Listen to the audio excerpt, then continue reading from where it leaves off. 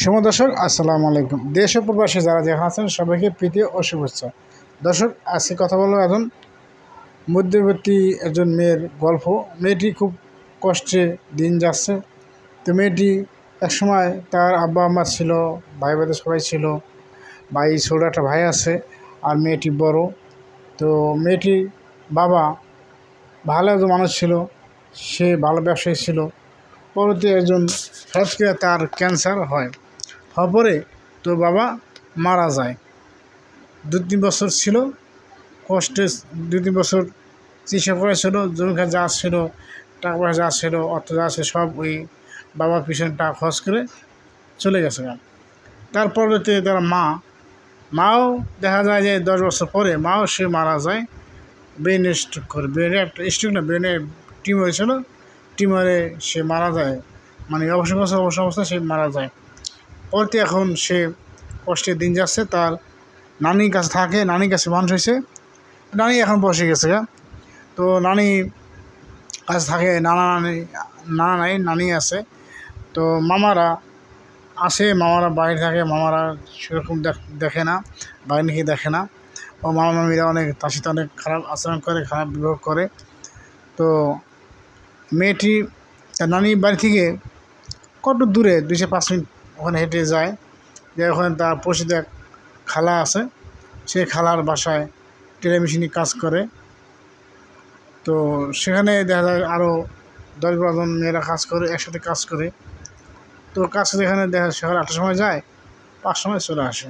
সেখানে কাজ করে যাওয়া টাকা পায়, ওই টাকা দিয়ে নানি নিয়ে চলাফেরা করে, নানি নিয়ে থাকে।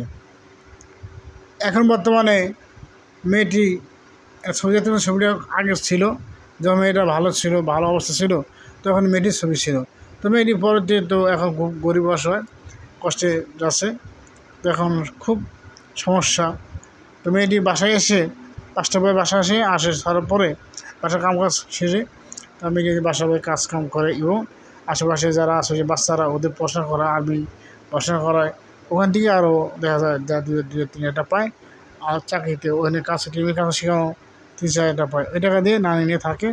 এবং মেয়েটি বলতেছে, ভাই আমি খুবই সমস্যার মধ্যে আছি, আমি আমার জীবনে কোনো ভাবতে পারিনি যে আমার এই অবস্থা চলবে, আমার এই অবস্থা আমি আসবো।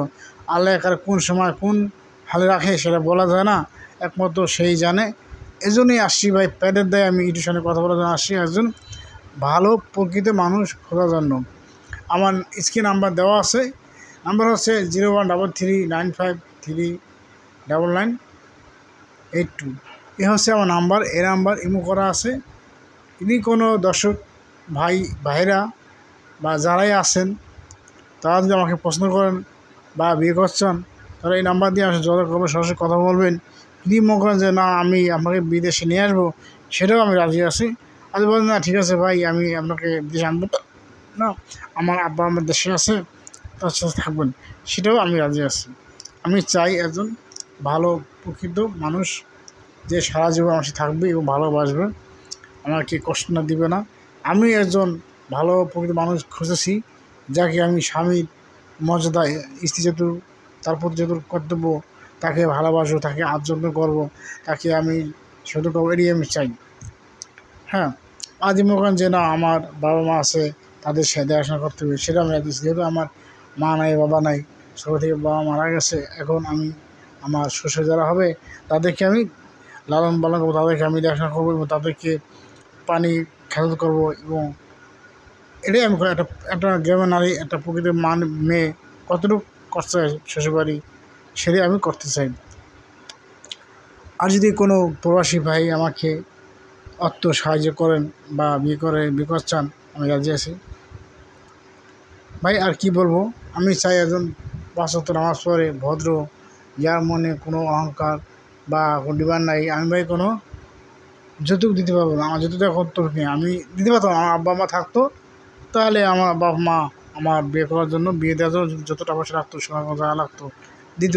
এখন আমি সেই পরিস্থিতিতে নাই। এখন আমি খুব অসহায়, আমার দিন যাচ্ছে, আমি কষ্টে আমার দিন পার করতেছি। যদি কোনো প্রবাস ভাইরা আমাকে দেখে, আমাকে ভালোবেসে আমাকে বিয়ে করছেন, তাহলে আমার নাম্বার দিয়ে কোনো রকম কথা বলবেন, কেউ খারাপ মন্তব্য করবেন না ভাই।